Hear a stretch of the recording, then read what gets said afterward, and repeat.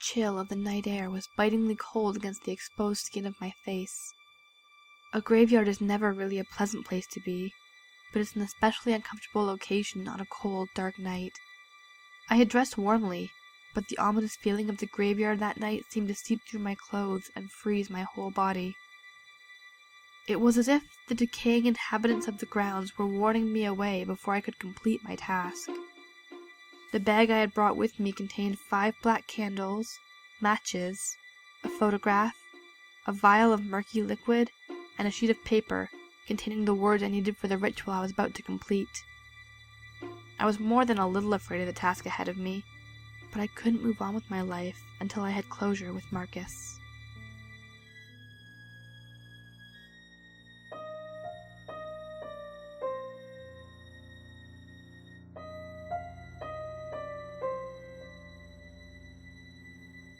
"What you're asking for is not natural," the old woman said.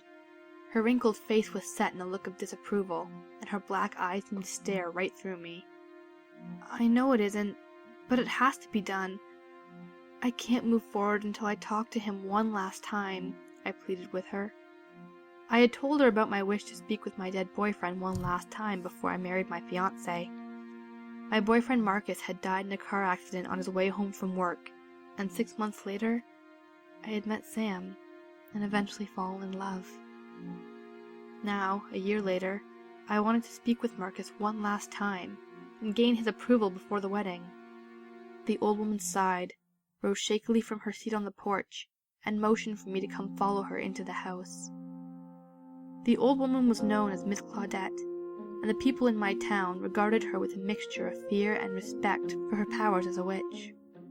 Of course, if you asked anyone in a straightforward manner if Miss Claudette was a witch, they would most likely scoff and ridicule you for even asking. But these same people could be seen leaving her house with oddly shaped packages or vials of strange liquids.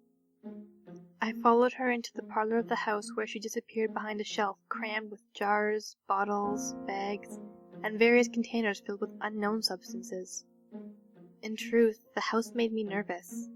The parlor was lit only by candlelight, and the room was filled with old leather books with Latin inscriptions, strange-looking artifacts, and photographs depicting several generations of grim-faced women with black eyes. I listened to Miss Claudette rustling around behind the shelf, and wondered if what I was asking for could actually be done. The logical part of me said that all this was nonsense, and I would never speak with Marcus again. However, the less logical side of me urged me to try. Miss Claudette emerged from behind the shelf, carrying a bag filled with things I would need for the ritual. She handed me the bag reluctantly. "You will find 5 black candles, matches, a potion, and the words you need to complete your foolhardy task. You'll also need a photograph of the dead one you seek to raise," she said dryly. "All you have to do is light the candles, pour the potion over the grave, and speak the words on the paper." I took the bag from her, thanked her, and turned to leave. But she wasn't through with what she had to say. "I've never turned away anyone who was in need of my services, but what you're doing is foolish, girl. Throw away any misconceptions you have about the dead being enlightened or pure. That bastard will be the same hard-hearted man he always was," she said coldly. I was startled by her words and slightly indignant. "I loved Marcus, and he loved me. You don't know anything about him or our relationship," I said. She fixed me in that piercing stare until I began to fidget. "I know a lot of things, girl. I know that man would have given you nothing but misery every day of your life if you would have married him. He cared for no one except himself. I know that as well as my own name. I'm not the only one who saw the way he jerked you around, or the way he talked to you when he thought no one could hear. Want my advice? Leave the bastard to rot," she said, walking back into her house and shutting the door forcefully. I was rooted to my spot in disbelief at the speech she had given me. Memories of a raised voice and hands that could turn from gentle to rough in the blink of an eye came to the surface, and I shook my head to clear my thoughts. Of course Marcus's temper could get out of control, but I never doubted he loved me. He was my first love, and I was sure he would support my decision to marry Sam and be happy again.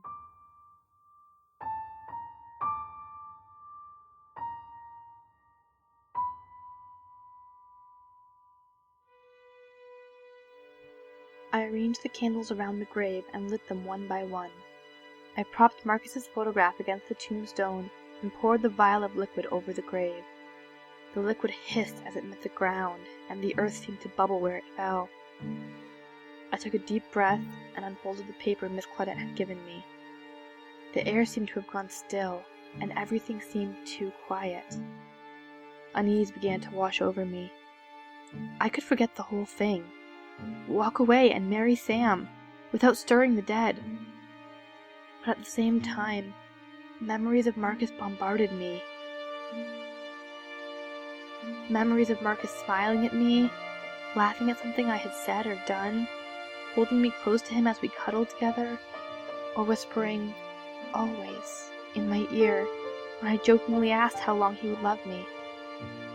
In my heart of hearts, I felt that I needed his approval in order to fully move on with marrying Sam.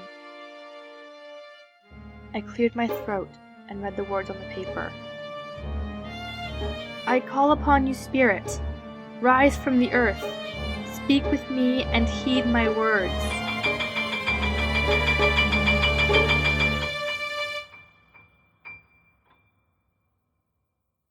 I listened to the stillness around me, waiting for my words to take effect. The silence was so heavy, it seemed to press down on me, making me feel claustrophobic and anxious. A vague stirring sound seemed to come from deep within the ground in front of me. I stepped back as the ground began to tremble and the once solid earth began to crack. I watched in fascinated horror as a decayed hand slowly pushed through the dirt surface. My stomach clenched when I noticed the clasped ring Marcus always wore on the right finger of that hand. I was unable to move or speak, and as I watched, another hand emerged, and then the head and shoulders of the thing from under the ground broke the surface. As the decayed form that was once Marcus pulled itself from the ground and stood upright, I began to regret what I had done. The thing shook the dirt off itself and stretched its arms and legs slowly, flexing its fingers and turning its head from side to side, as if to make sure all its pieces were still in working order. I looked on in horror as the moon came out from behind a cloud and fully illuminated the being in front of me. It was Marcus, but at the same time, it wasn't Marcus. The potion had been unable to fully restore him to a lifelike state. His once thick brown hair was matted and full of dirt. The skin on his face was decayed, and I could see his skull through missing patches of skin on his forehead. His once alert brown eyes were sunken back in his head, and a small growth of mold was visible on his lower lip. The rest of his body was, thankfully, mostly covered by ripped clothing, but the way his clothing clung to him suggested he was little more than bones. I tried to speak, and a little choked noise was all I could manage. Marcus turned to focus on me, his sunken eyes lighting up in recognition. "Sarah," he spoke in a gravelly voice that sounded as if his throat were full of the earth he was buried in. I was rooted to the spot and could only watch helplessly as he made his slow, stumbling way towards me. The closer he got, the stronger the stench of death and decay became. The smell was enough to make me gag, but I was still immobile with terror. He stopped in front of me, and I stared into his sunken eyes with wide eyes of terror. He lifted one hand slowly to graze the side of my face and run his fingers through my hair. I shuddered at the touch of his cold flesh against my cheek and fought to find my voice. "Marcus, I came here because I needed to talk to you one last time," I said shakily. He stared at me in silence, and I was unsure if he had been able to comprehend anything I had said. But then he leaned down close to my face. Just as I realized what was going to happen, I tried to turn my head, but it was too late. His deathly cold lips met mine, and it took everything I had not to scream as I remembered the patch of mold on his lower lip. I forced my hands to cooperate, and I reached up to push him away. In a sudden flash of motion, he grabbed my left wrist with all the strength he had when he was alive. His eyes narrowed as they looked onto my new engagement ring. "What is this?" he demanded coldly. That's what I wanted to talk to you about, I said, as I tried to pull free of his grasp. It's been almost 2 years since you died, and I met a really nice man named Sam. We're in love, and I want to marry him, but I want your blessing. I knew you would want me to be happy, but I wanted to talk to you one last time before I went on with the wedding, I rambled. I watched as his face softened, and he smiled down at me. I smiled back in relief. "Sarah, do you remember what we used to say after telling each other we loved each other?" he asked me, in that eerie, choked voice. "Always?" I asked. "Always," he said, before locking his hands around my throat with lightning speed. Panic exploded through my brain as I struggled for breath, kicking and clawing at him with as much strength as I could muster. "You said always," he said accusingly, digging his thumbs deeper into my windpipe. I was no longer getting any air, and my vision was beginning to go black. I could no longer feel his thumbs at my throat. I was drifted.